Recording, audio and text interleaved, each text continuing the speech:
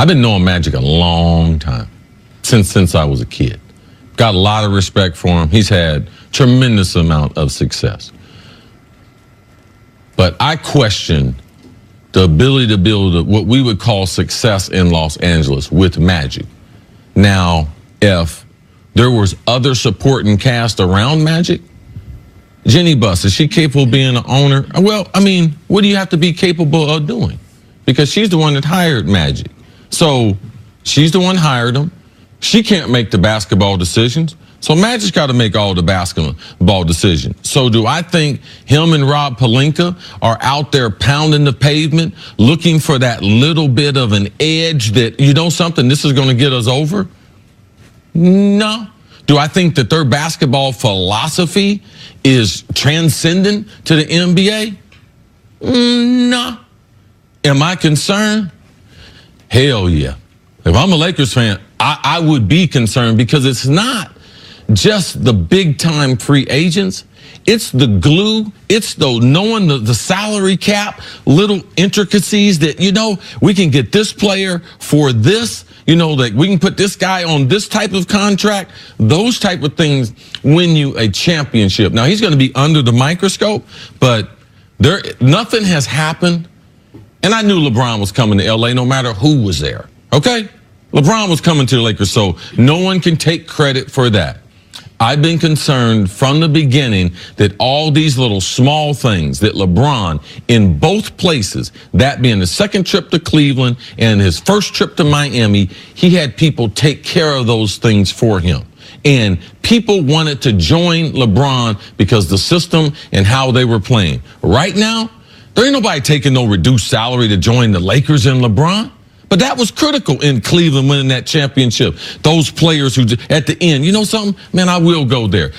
Ray Allen. Certainly critical in Miami. I mean, man, and the chemistry that they had there, the faith they had in the front office. No, Jenna, I'm so sorry. I hate to do it, but I'm concerned. As a Lakers fan, I'm concerned. As someone who watches the NBA and know that those little things are very, very important. Chris was concerned before LeBron and the Lakers were ever attached. The day the Lakers hired Magic Johnson, Chris and I were both living in LA at the time. Didn't even know you yet, Jenna. Yeah, not living together, but living in LA. Oh, correct. You're right. Not living together. I spent a lot of time at his place, a little nicer than mine. I spent a lot of time at his place. But I remember when it happened.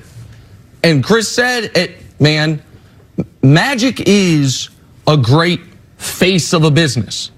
But that doesn't mean he's in the weeds on these businesses. That doesn't mean he's the detail guy. And so when you hire Magic, it's one thing. I think he could be. Pat Riley's a really sharp guy, but let me take Miami for a moment. Pat Riley, in addition to being a sharp guy, is the face. Then they got a guy named Andy Ellsberg, who's the brains of that operation. Their cap guy. They also have people that came up like Spo did to do the basketball analytics. Absolutely. Another basketball, big time guy that understands the ins and outs of the NBA, that they have his ear. Your guy, Danny Ainge, is the face of the operation in Boston. You know who the brains are? It's Mike Zarin. No. It's Mike Zarin.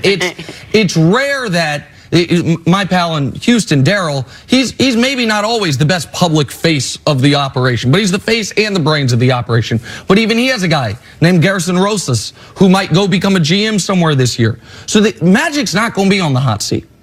But maybe Rob Pelinka is, because you have redundancy there. You have two guys who would be very good forward faces and nobody in the weeds doing the work.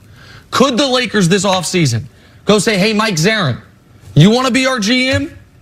Hey, Gerson Rosas, you want to be our GM? Magic's still going to be team president, because Rob Pelinka and Magic fill the same role. Relationship guy, good-looking guy, charming guy that can get you in the room with anybody. Rob, because of his relationships being an agent, being Kobe's former agent, and Magic because he's Magic bleeping Johnson. Like, all that makes sense. But who is doing the work? Because even if the Lakers trade, let's say they trade for Anthony Davis, well, they're going to have a whole roster to build.